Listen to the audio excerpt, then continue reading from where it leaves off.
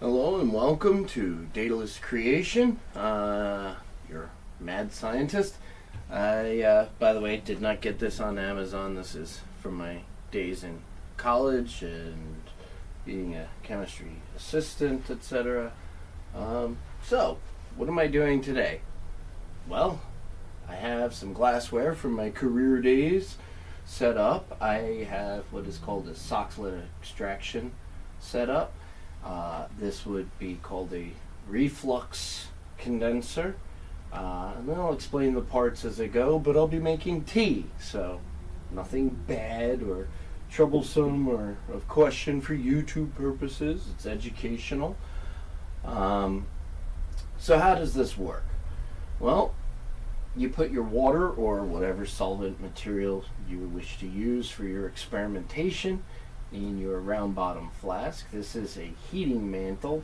It cradles very nicely the round bottom flask, and I'll get to that later. That's the temperature probe. This is, by the way, a 2-neck flask. The temperature probe is to control this so that it turns on and off and regulates what you want for your extraction. This is your Soxhlet extractor, into which you would put what is called a thimble. Essentially, it's a glass sleeve with a porous ceramic bottom that allows your dissolved material to come through, and then you essentially extract what you want. You can extract essential oils from plants, you can make tea. I haven't tried coffee yet. We'll see, maybe another experiment in the future, but I've got my Poland Spring, I've got clean, new glassware. It's very important with chemistry that you have, if it's for food use, it's dedicated for food use only. No toxic chemicals can ever go into it, ever, just in case. So, for the condenser jacket, what I have done is I have taken a bucket and insulated it with the same material that I've used to insulate my shop, and I have run a long hose into it. I have another bucket with frozen jugs of water that'll be utilized momentarily, but here I have a water pump that will sit in the bottom of this bucket. It's actually a fountain pump. So let me just put the inlet. Oh, see, this is the tricky part. Getting this. It's clean, don't worry. Don't taste the chemistry. That's another good lesson. Unless you work in a candy factory, don't taste the chemistry. I don't even think you should taste it in a candy factory. They use a lot of interesting things that you wouldn't expect for candy making. Anyway, so now we've got this affixed. We're going to put it in the bottom of our bucket. Now, I realize that the AI tracking isn't on at the moment. My camera isn't catching what I have going on down here, so here's my buckets. So in here I have water, and created a complicated tangled mess of hoses, and as stated, I have ice jugs. So I'm going to get this one in the bottom here because I smushed that one so it would fit around the pump nicely. And then I'll put that one on top of that one. Keep everything in place. And now for the ice water. Not the ice water challenge.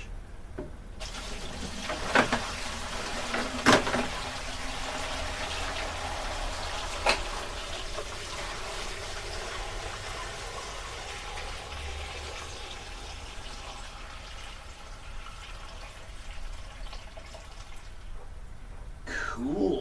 It's like I planned that out or something. Alright. Now, the part I didn't test to control the speed of the pump, I have this voltage regulator. Ooh, hey, you can't see what I'm doing. I'm getting good at this. I got some science thing up there. I'll talk about that later when I want to complain about something. Trust me, it's worth complaining. I have a voltage regulator over here. It's a giant honking transformer with a giant knob that lets me control the voltage. So let's see what happens when I turn it on. Hopefully the hoses remain attached properly. In the laboratory, we would put like a metal wire and twist it tight just to make sure, but let's FAFO. Ooh, I hear bubbles. Ooh, water. Water's coming in. Ooh. Ooh, that's very cold. Nice. Ice water. Alright, it would appear our system is working correctly. Our jacket will be lovely. Hopefully none of that sprays everywhere. Got the voltage preset. I heard the hum of the pump earlier. I did test it a little bit. So, alright, what are we doing? Here's our thimble. Here's our Earl Grey Tea. Bigelow. Very proper Earl Grey. Anywho, don't see that we need the string because we're doing this science style. Science! So I'm just going to jam that in there a little bit. I want to make a couple of cups of tea. So I'm going to grab the second one. Second one for the fun. Also, I'm not sure the depth of color will achieve. Oh no, the bag ripped. What will I do? It's going to go everywhere. No, it won't. I'm not drinking tea leaves. I'm not trying to tell the future either, so no biggie. Let me get you a little closer to the action here. Let me see if I can do this without screwing up royally. Ben Franklin on the screen. Let me get that in there. Okay. So, now I got my tea in my thimble. I have this thing. It's kind of like surgical grabber thing. Ooh. Put tape on it so it won't chip the glass. So now I can take this thimble and put it down inside my extractor. Nice. Now, the way this extractor works, let me get this extreme close up. Hang on. Well, let me see if we can get this a little loosened up. A little rotated, perhaps.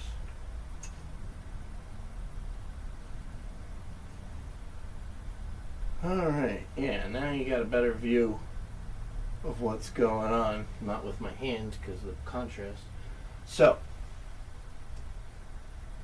I modified the ring stand so that it's tall enough. This acts as a support structure for your glassware. It just holds it in place. It's not clamped super tight. It's, only needs so much. So now we have our tea inside of there. Little science stick. And I just want to straighten out the thimble a little bit so that it's nicely centered. And I'm going to put the reflux condenser jacket on because I want to get that out of the way.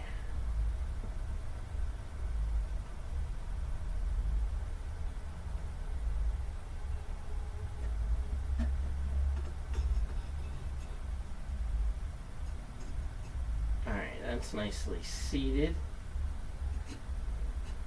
Apparently not yet.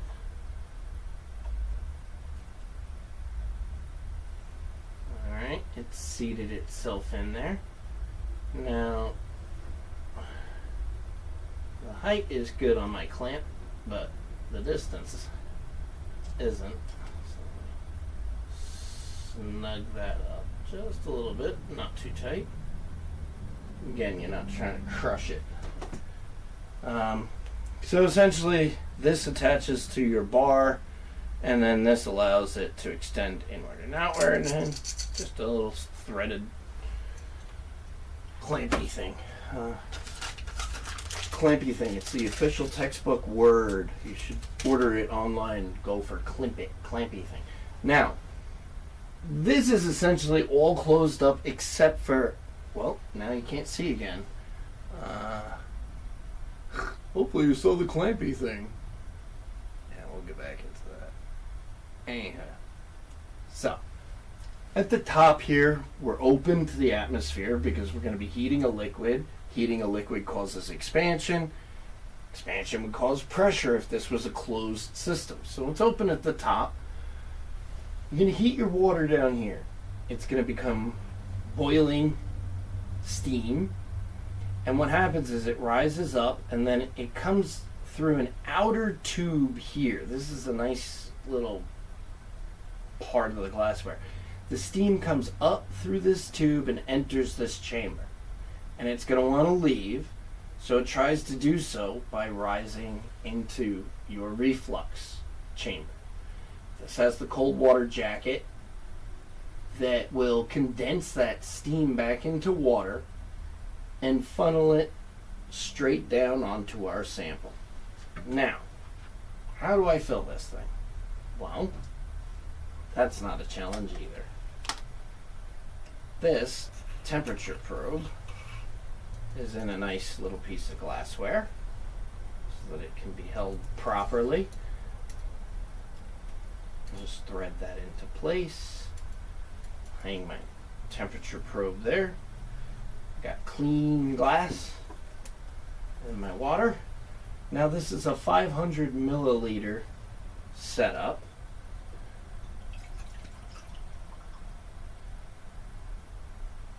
And we'll start with 250.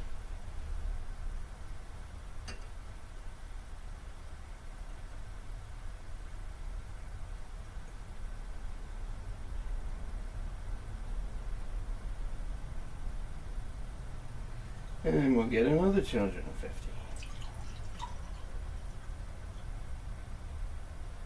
Now these are rough readings. If you were trying to get it just right, you would read at eye level what is called the bottom of the meniscus. You'll notice that the edges of glassware, most liquids will climb up the edges a little bit and create a lip. So from the side, you want to read the bottom of the surface you see. That's the meniscus. A little under 250. That's alright, it's just tea. If I were working in a research lab, that would create a problem. So, got my 500 milliliters of water. I'm going to insert the temperature probe so that it is in the water. It doesn't have to be all the way into the bottom. It just needs to be in there to know the temperature. So, now, next step, this. Is it plugged in? It's always my first question. It is not. So, have a plug down here. Little extension off the power bar. Now, for the power, everything is plugged into what's called the GFCI. It's back there. It's essentially like your bathroom outlet. If there's a short or any change in the amperage going through that's not proper as far as the current, it shuts it off. So if any water gets anywhere it shouldn't, if something were to short circuit, God forbid, or whatever, almost instantly it kills the power. And so that's an important safety feature. So first thing I'm going to do is get this water going again. Turn it up a little bit. I can see the bubbles moving, so we've got flow. Now, let's turn on our heating mantle. Where is that switch? There it is. So, set temperature. I'm going to go for 105 because we're trying to boil the water, but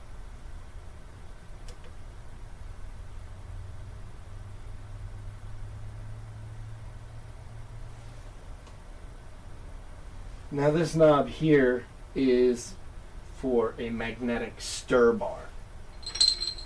If I had a sample in here that I was mixing, I would use the magnetic stir bar. But since I'm doing a reflux,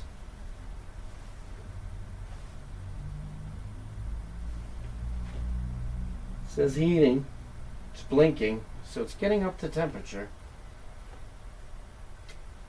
I'm going to set it and forget it. Because it's the first time using the actual heating mantle.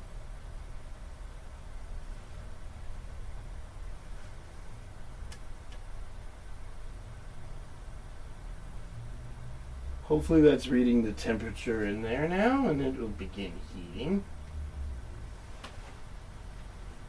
Don't want to trip over this.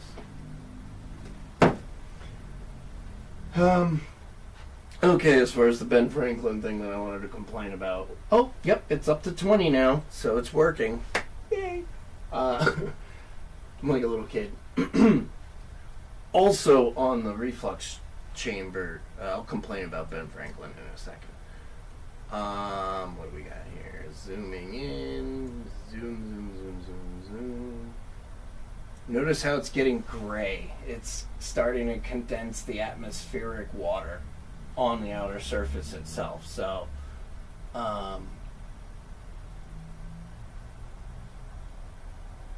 good thing it's not really humid in here. I've got a humidity detector up there. It says it's 42% because if it were a really hot, humid day, I'd imagine I'd want to insulate the outside of the jacket in order to prevent it from getting all wet. But again, this is waterproof. Waterproof, yeah. I wouldn't use it underwater. It's water resistant. Let me zoom out. I don't want to look at my face that closely. I'm sure you guys don't want to either. So I guess I'm just going to set it. It's at 21 degrees. I have no idea how long this is going to take to make my tea. So I'll complain briefly. It's at 22 Celsius. We're trying to get to 100. Yeah, we'll just give that its time to do its thing. Not for nothing. Why not? Throw in the stir bar. It'll allow the heat to more evenly distribute itself. I'm going to turn this on, and you can't see it, but I can. A little magnetic bar in there. It's covered in a Teflon coating, and I know it sounds scary. Teflon is dangerous. Well, no, actually, Teflon is extremely inert and non-reactive with acids and organic chemicals and other things. The Teflon on your pots and pans, if you consume it, honestly, for the most part, it goes through your body, but it's also a microplastic. But it's inert, but it's modern chemistry, and it's scary. But it's not the same Teflon they used in the 70s. That would leach chemicals once it reached a certain temperature, etc. They use a different form of the Teflon these days, and you essentially would have to be cooking on a campfire and get the pan itself smoking hot before you add anything to it. You'd have to get the Teflon to 500 degrees or something like that, at which point it starts smoking and reacting and changing, and it's not Teflon anymore. But I digress. Here's Ben Franklin. Everyone knows the kite experiment where they say he flew the kite in the thunderstorm and it got hit by lightning. Well, if it got hit by lightning and he was anywhere near it, the string itself would have ignited and he wouldn't really have known electricity per se. However, if he flew a kite during an electrically charged time in a thunderstorm where the lightning isn't striking, he would have been able to power something called a Leyden jar, Leyden. It was essentially the first capacitor, which is an electronic component. It was made out of a jar with metal foil on the outside, metal foil on the inside, and a cork stopper with a brass rod through the top. And that was connected to the string that was flown up into the sky, and it was set on the ground.